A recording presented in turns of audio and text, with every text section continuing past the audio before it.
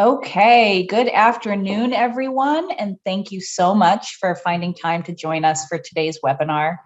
So today we're going to be talking about the district test coordinator role for Maine's alternate assessments, which are the MSAA in ELA and mathematics, and the MSAA science in the content area of science. So we're just going to start off with a couple of quick introductions for those of you who haven't had the opportunity to meet us either virtually or in person before. So my name is Jody Bossio-Smith, and I work here at the department on both the assessment and the special services teams. I coordinate the alternate assessments as well as the English language proficiency assessments here in Maine. And I joined DOE back in July of 2020. Prior to joining DOE, I worked as an EL coordinator, a special educator, a building administrator, and a classroom teacher in Washington, D.C. and in South America. And this is my partner in crime, Leora. Hi, I'm Leora Byers. I work on the Federal General Supervision and Monitoring Team for Special Services, and I'm also the liaison to the assessment team to work with Jody on everything 1%. Prior to joining the department, a little over 3 years ago, I was a special education teacher for over 20 years. Thanks, Leora. So here's a quick look at our time together today. Our overarching goal is to help each of you to feel comfortable and organized for your role as the district test coordinator for MSAA, or as we call it, the DTC. So for the purposes of this training, we're really working on getting you organized and comfortable and prepared to fill that role. We will also look very quickly at the purposes of alternate assessment. As I said, your responsibilities as DTC, and then we're also going to be sharing some best practices for helping test administrators prepare to give these assessments. There is going to be time for questions and answers at the end of the session, so please feel free to pop your questions into the chat, and Leora will make sure these are included and addressed before our time together ends. So let's begin by just making sure we all have a clear picture of the assessment calendar and who is participating in these assessments. So both the MSAA and the MSAA Science will take place this year from March 14th to April 29th. Both of these assessments are administered in the same MSAA platform. Students with the most significant cognitive disabilities who have been found eligible by their IEP team in grades 3 to 8 and third year of high school participate in the MSAA. The MSAA includes 2 sessions for both ELA and mathematics. Science is slightly different, and it's important to make a note of that. Students in grades 5, 8, and third year of high school participate in an annual assessment of science. It's really important that your local TAs, and in particular, if you have students attending out of district, that those TAs are very clear on which grade levels are required to participate in science.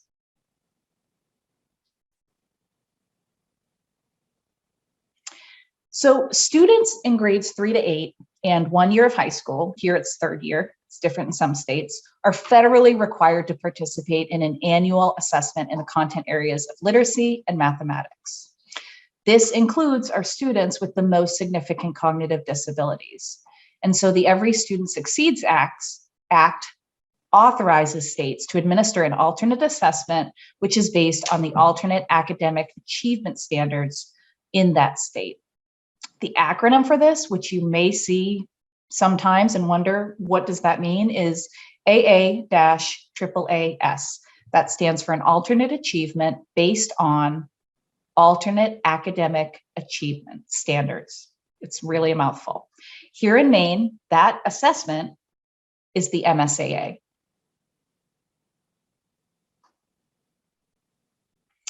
So the development of the MSAA was born of that federal requirement. And so students with significant cognitive disabilities need to have equitable access to a state assessment that's aligned to content derived from Maine's academic standards. So these are the alternate academic achievement standards that we mentioned in the previous slide. In Maine, those alternate achievement standards are called the core content connectors for ELA and mathematics. And in science, they are called the extended performance expectations. The core content connectors are aligned to both the Common Core state standards as well as the Maine learning results. And they are essentially smaller, more accessible steps, reduced in breadth and complexity. This is also true for the extended performance expectations, which are aligned to the performance expectations contained in the next generation science standards. So it's important to know that the MSAA is a highly accommodated form with many embedded accessibility features and supports designed to provide this population of students with equitable access to a state assessment in the content areas. Please bear in mind that a student is required to participate in either a general assessment in these content areas or an alternate assessment. They don't participate in both. And so the district test coordinator role is a really critical one. And something that's interesting is that in most Maine SAUs, they have a role that's referred to as the DAC. So it's the District Assessment Coordinator. But what's interesting is that frequently that person is not the coordinator of the alternate assessments. That really varies from SAU to SAU. Sometimes it's the special education director or assistant special education director or someone else filling that role for the district. So last month, I did send a survey out to all of our special education directors to get the contact information and names of the folks who will be serving as the DTC for MSAA. Okay, so now we're really going to dive into these responsibilities of the district test coordinator. As Leora said at the beginning, or maybe I mentioned it, I will be sending an email immediately after the presentation, which will include the presentation slides, as well as links and attachments related to the resources I'm going to be talking about here today. Additionally, the session is recorded and it typically takes about 1 to 2 weeks for that link to be ready, which will also be shared. So some of these district test coordinator responsibilities are state specific, and others are included across the partner states which make up our MSAA consortium. At the end of the training, again, I will share all the resources with you. The first step that you need to actually take now, if you haven't already, is to review your district alternate assessment report in NEO. If you do not have NEO access, you can ask either your building principal or someone in your superintendent's office or your district assessment coordinator to let you take a look at that report. The reason it's important is because the students are placed in that report based on current enrollment records in Synergy, i.e. the alternate flag being checked. Every time that I was contacted last year that a student was not present in the MSA system, it all went back to the enrollment. The student accounts are created in the MSA system based on the enrollment records. That is the state's only way of knowing which students should be participating in these assessments. So again, it's important to take a look at your alternate assessment report in NEO to make sure that all of the students you know have alternate assessment in their IEPs are going to participate in the MSAA this year. The next really important step, if you haven't done already, is to identify test coordinators and test administrators. Now, for some districts, they don't identify additional test coordinators. It might be a smaller district or a very small population of students participating. For larger districts or for schools with more than one student participating, or districts that have more than one school participating, we really do recommend that you have a school level test coordinator if possible. This is just an added additional level of support for you as the DTC, and it's someone who can hopefully provide you with updates related to students' progress on the assessment, as well as let you know what are the questions that TAs are asking at the building level. Either way, Identifying your TCs and your TAs as soon as possible allows adequate time for them to become familiar with the test administrator manual and the test administrator user guide. These are available now, even prior to the user accounts being live. And so it's good to know who those people are as soon as possible so they have some time to really front load that information and be prepared before their accounts go live at the end of February. So this next point is really critical, and it's something we've been working really hard on since last year. If your district has alternate assessment participants who are attending programs which are out of district, out of state, and including regional programs, the DTC must coordinate with those programs to make sure that a test administrator has been identified for the students.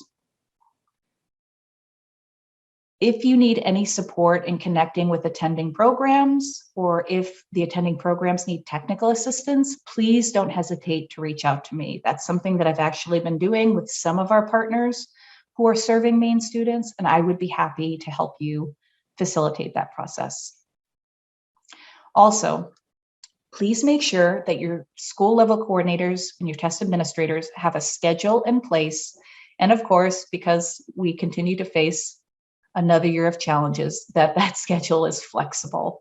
Make sure that the TAs and coordinators are very aware that it's important to begin as soon as possible because we are still living through the unexpected these days. We want to make sure students have adequate time to participate and to complete the assessments. Also, make sure that TAs and coordinators are aware of the importance of assessment security.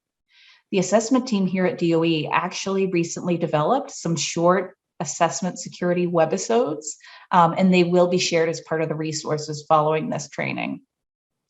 It's important for them to know that if a student is participating in the assessment, especially if they're participating via a paper form, that those materials and any secure materials are kept stored in a locked and secure location when they are not in the possession of the test administrator.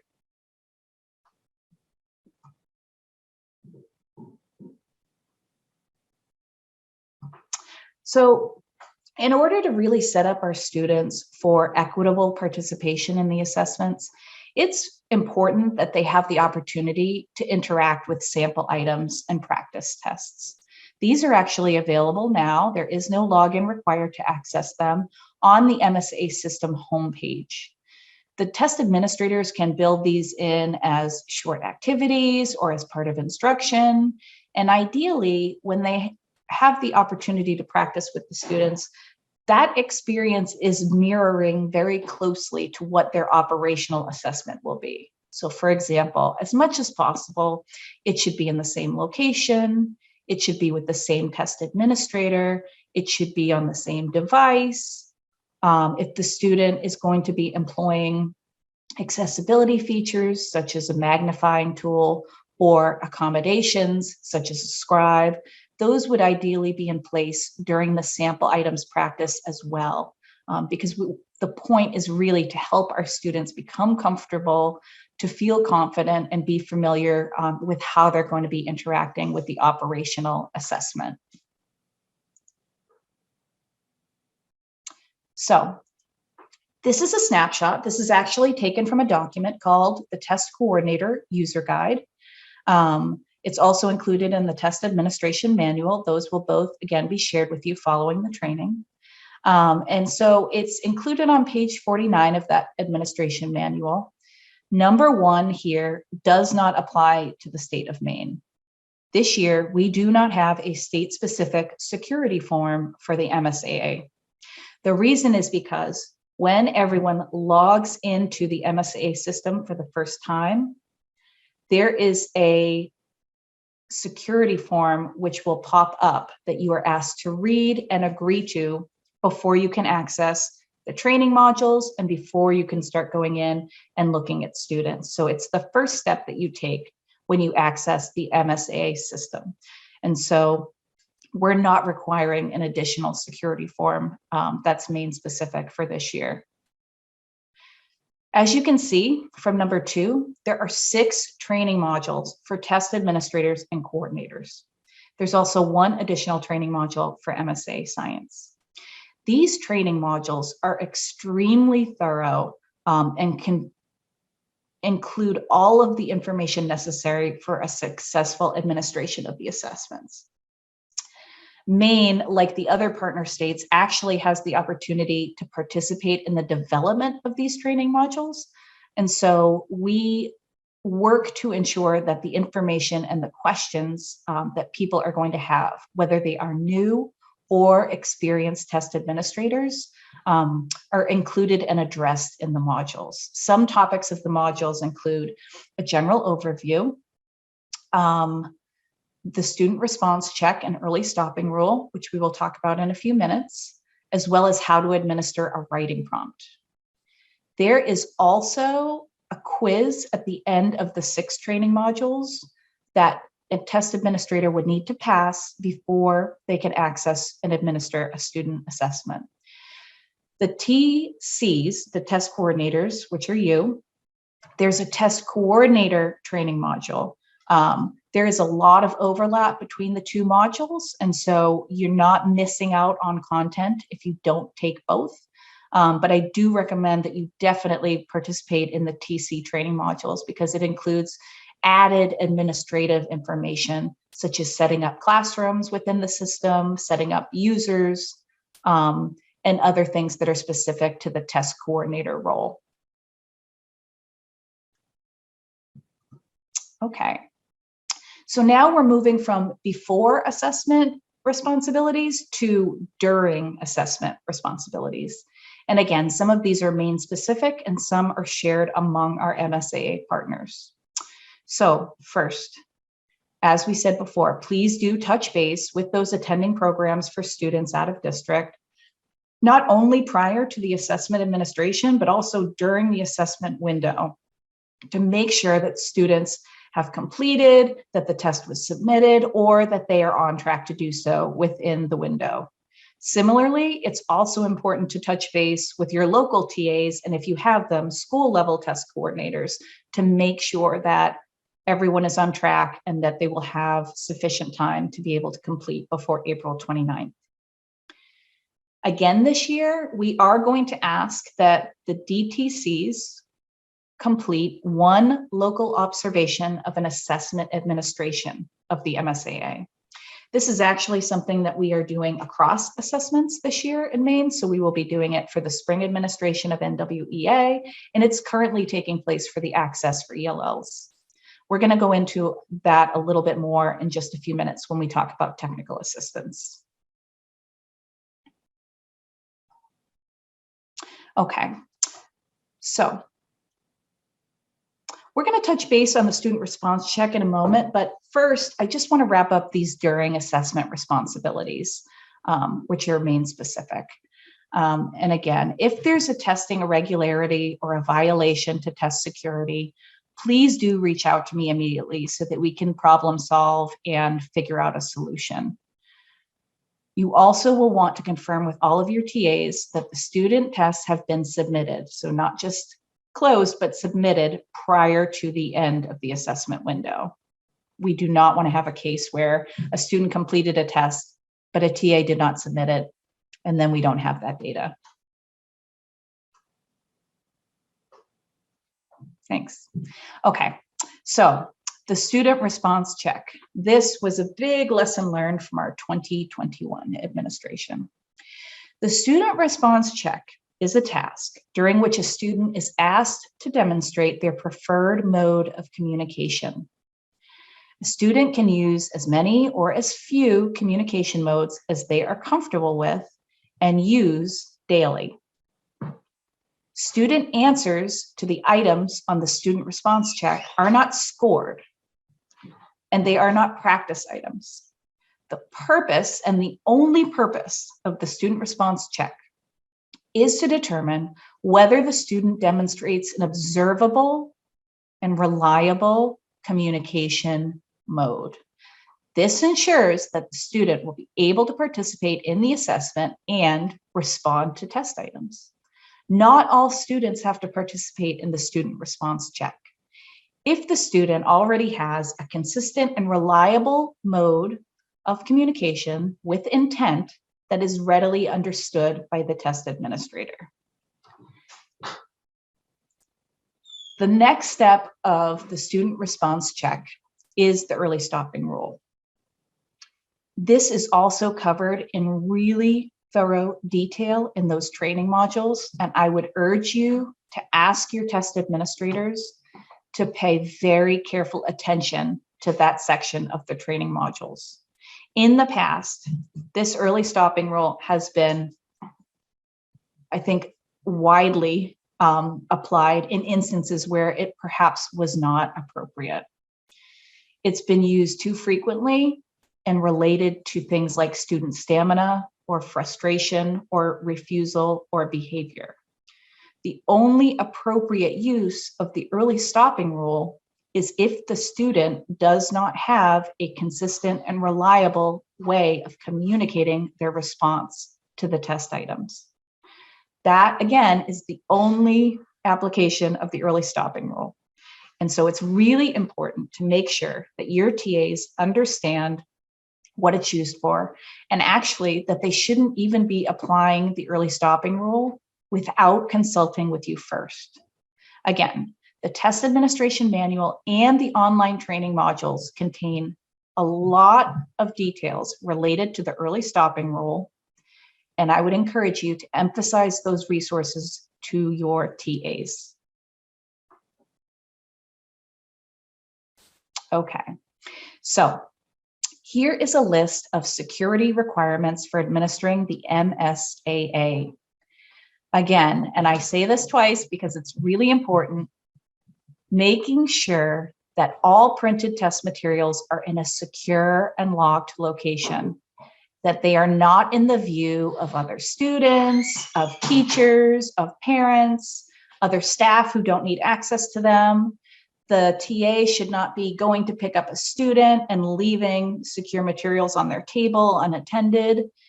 And also, if the student is participating online, making sure that the TAs know to close their browser and their computer after each testing session. Secure materials should never be duplicated or reproduced or shared. Different schools and different districts have different systems for maintaining test security. And so all we ask is that you guys have your own internal process for this, and that process is clear to your TAs and to your school TCs, if applicable. Also, even when students participate in the paper form for the MSAA per the IEP accommodation, the student responses have to be entered into the MSAA platform by the test administrator. There is no mailing of paper materials as there have been in years past. And so please make sure that your test administrators do enter the student responses in the MSAA platform, and also that once the test is submitted, that you as the test coordinator has the opportunity to delete or shred any secure test material from the computer or any assistive technology that the student may be using. Okay, so here are some examples of some test irregularities that may pop up. And then I've got like a fun example that I did not want to put in the slide. So applying the early stopping rule for any reason other than lack of an observable response, that's a testing irregularity. Failing to use the directions for test administrators. So again, this is something that is covered in the online training modules, but it is very important that the test administrator is reading the directions with fidelity. The directions for test administration will be available to the test administrator as soon as they complete their training modules. It's really critical that they're not paraphrasing or synthesizing or adding words or adding instructions. The test is read aloud to every student.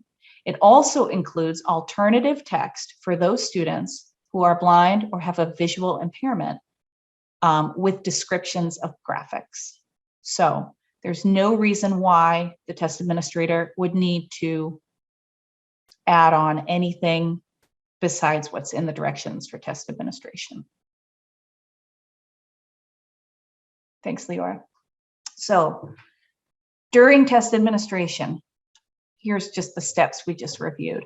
So as TC, that you're monitoring the test administration, making sure that everyone is on track to complete by the end of the assessment window, making sure that TAs and students have all the resources they need in order to administer the test, maintaining test security, we just talked about in some detail, reporting any inappropriate test practices or violations to test security back to me so we can figure out a solution, and also making sure, again, that all of those tests are submitted. I hope no one is submitting them at 8 p.m. on April 29th, but that is the absolute last minute when they could be submitted. And then we get to post-assessment responsibilities of the DTC. So something exciting that's happening this year is that for the first time, we will be participating in the MSAA online reporting in the MSA system. This means that, like assessments such as the NWEA and the Access for ELLs, we will have assessment-specific reports for our students this year that really dive into the MSAA achievement levels and what that student score means. It also will include resources for parents. The online reporting window, during which district test coordinators will be able to go in and download district, school, and student reports, opens on July 18th, and it will run through September 9th. So you will have that almost 2-month window in which to download that student data. Science will be a little different. Seems like science is always different. The reason that science will not be reported until early fall is because this year is our first operational administration of the MSA science. Many of you will recall that last year was a field test.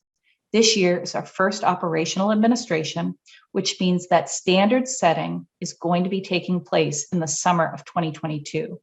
During standard setting, we will be able to align the items and the student scores to our achievement level descriptors. And we have to do that alignment prior to being able to report student scores. Otherwise, it's just a number. And so the reporting for MSA Science will take place in early fall of 2022 with an exact date TBD.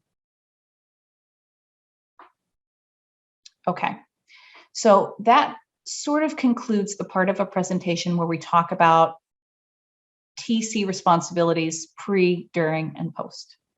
So here are some ideas and best practices for helping your test administrators prepare for administration.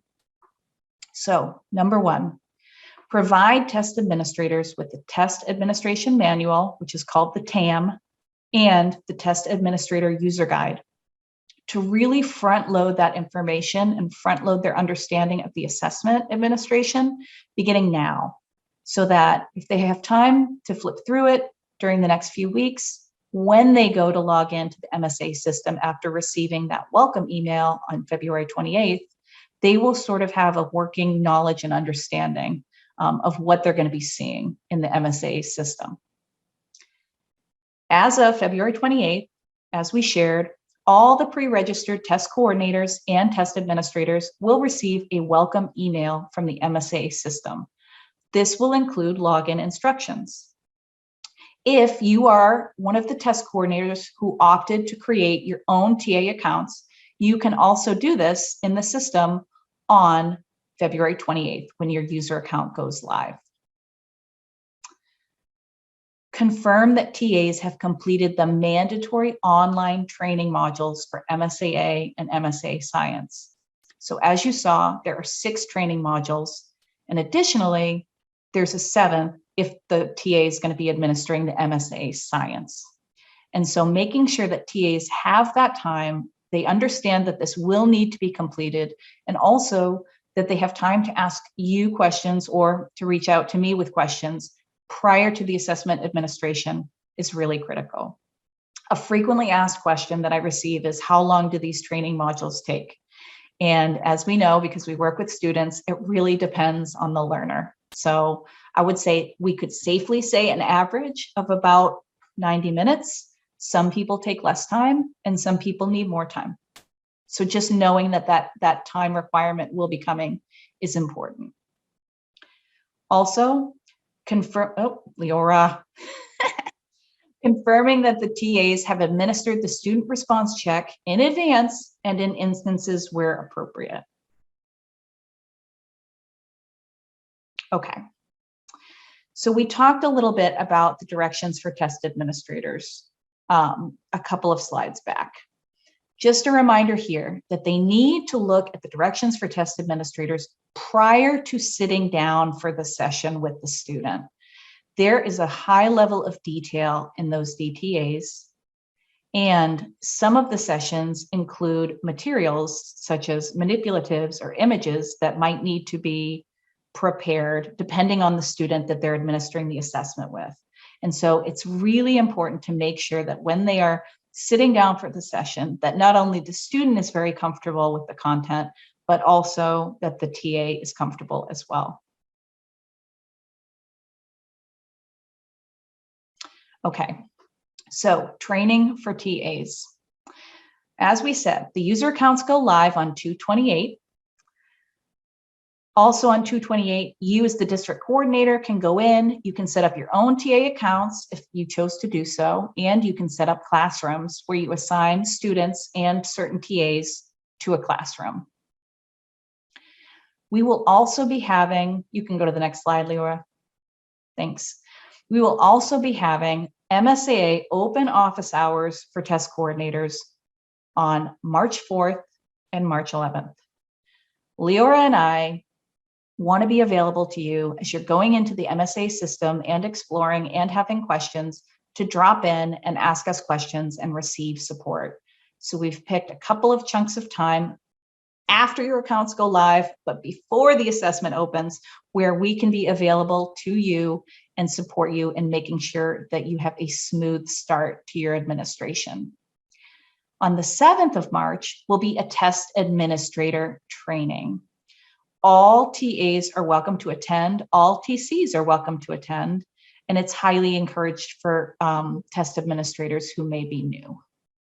And then our assessment window opens on the 14th of March, and again, closes on that magic date of April 29th. So the last thing that I was going to talk to you about today before we see if anyone has questions is technical assistance. So technical assistance takes a lot of different forms, and so that's why I want to take a minute to explain it. The assessment team, basically me and Leora, will be reaching out to you to schedule technical assistance visits for the 2022 MSA administration. Again, technical assistance is happening across all of our state assessments this year. Technical assistance, it fulfills our federal requirements related to assessment monitoring, but more importantly to us, it provides us with quantitative data around the student assessment experience as well as the TA experience in administering the assessment. So we'll not only be asking local DTCs to complete one observation, but we will also be reaching out to districts to see if they would be willing to participate in an on-site technical assistance visit. The purpose of the visit is not an evaluation of the test administrator. Feedback would only be provided if requested. The purpose of the visit is for us to gain some data around what kind of professional learning we need to plan for the field in the upcoming school year, and what kind of support is needed in order to have valid and reliable administrations of the assessment across the state. If you receive an email from me or Leora inviting you to participate in live technical assistance and you have any questions, please don't hesitate to reach out. I'm currently providing technical assistance for the other assessment that I coordinate, which is the Access for ELLs. And it's been a great opportunity to connect with our students, to connect with our hardworking teachers, and also to plan the visit in a way that it can be beneficial as well to the district. So for example, in one district, I'll be actually modeling an administration of the assessment prior to doing an observation of the TA, because that was what they felt would be most helpful. So if you do receive an invitation for technical assistance, or if you would like to have technical assistance on site, please don't hesitate to reach out to me. Okay, Leora, I'm going to take a little sip of water. What questions have we had? We have not had any.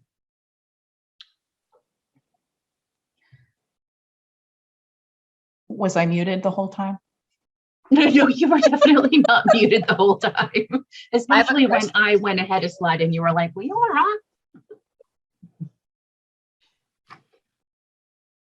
Oh, somebody has their hand up. Mary Fitzgerald, do you want to come on and ask your question? Yeah. So my question is, you've said a couple of times, if we chose to create our own TC site, when, I don't remember that in the survey, like when would we have chosen to do that?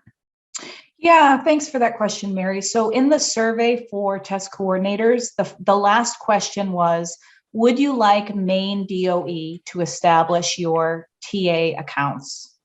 And some people said yes, and some people said no, they prefer to do it themselves. So for the folks who said yes, I sent out a spreadsheet to get that information, and then I will be creating those accounts as I'm setting up the accounts throughout this month. And so if you didn't receive it, or like maybe the question wasn't clear, I'm more than happy to send you that spreadsheet, and you can do it if you'd like me to create those accounts.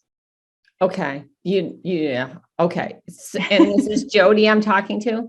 Yes, this is Jody. Okay. So Jody, if I send you an email, will you tell me if, okay. So I should have gotten an email from you with this, and I think I actually have. So I think you're setting up ours. All right. Thank you.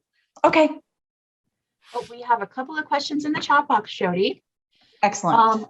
Do you recommend holding a training for TCs and TAs to get all TAs together and work on the modules as a group to ensure completion? I think that that's a great idea. I think that that level of support, it not only ensures that the TAs and TCs would have the time in order to do it, but it also ensures sort of like the validity of the data that you're sharing, because you're sharing it with everyone all at once. Right. And so I think anytime that you can do that, it's a best practice. You know, also bearing in mind that learning in general can be constructive in nature. And so if there are going to be parts that one person might struggle with and other folks don't, you know, being in that professional learning environment, I think has the opportunity to be really helpful. Okay. Will TAs have the ability to close a test due to ESR or just TCs? It should only be the TCs. And the reason that is because we just want to make sure that it's a valid application of the ESR. And so this includes a bunch of things, right? This includes multiple attempts in different locations across different times of day, you know, perhaps using different strategies to see if the student is able to provide that reliable response mode. Okay, we have another question. Can I be the TC and the TA? Yes, you can. And yes, you can, and you can set up that permission for yourself when your user account goes live. So one of the things that Leora and I will be walking people through when we do our open office hours in early March is we'll show you how to create users. We will show you how to create classrooms and assign students. For those districts that have a student attending out of state, creating classrooms is really key because those out of state programs do not have their own organization ID and MSA system. Those out of state programs are listed in the respective district as, you know, for example, I live in Saco, so Saco Public Schools private student. And so some of those things are a little more nuanced, and we're going to be happy to be walking you guys through that. And also, you know, please share with your out-of-state partners and out-of-district partners that they are welcome to come to office hours as well. We are here to provide technical assistance to the professionals that are administering assessments to Maine students. And so we're available to them. Jody, we have somebody from out of state who would like you to send them the spreadsheet, and I have put that information on our Q&A document and highlighted it for you. Okay, great. With her email address, Leora? With the email address, yes. Awesome. I'm seeing lots of thank yous, but I don't see any other questions. Okay, I'm seeing some questions. You are. Yes. Carrie Jackson, if you can just send me your email address, I'll make sure I do that. How did I not get a question, but you did? That's weird. It was a direct message. Oh, duh. Sorry. You're good, Leora. You're good Lord. with Zoom. Okay, and I received another direct message. Let me see this. I'm going to stop share. Okay. Yes, Brandy, I can do that. Definitely. So just bearing in mind again that those training modules in the MSAA system will go into detail with walking through the platform as a test coordinator. And so the purpose and the intent of our training today was really to help you start to get comfortable with the roles and responsibilities and feel like you're getting organized for assessment. And equally importantly, that you know all questions are good questions. Please don't hesitate to reach out to Leora and I at any time. We are here to help, and we are all continuing to learn together year by year. So please do reach out.